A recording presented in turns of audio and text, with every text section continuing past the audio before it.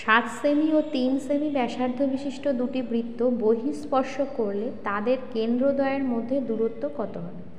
দুটো বৃত্ত বলা আছে, একটার ব্যাসার্ধ 7 সেমি, একটার ব্যাসার্ধ 3 সেমি।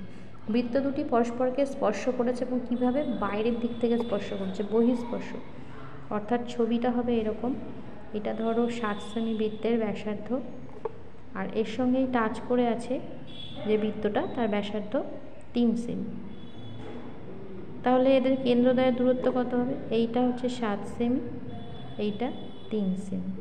তাহলে কেন্দ্রদ্বয়ের দূরত্ব হবে ওদের ব্যাসার্ধের সমষ্টি।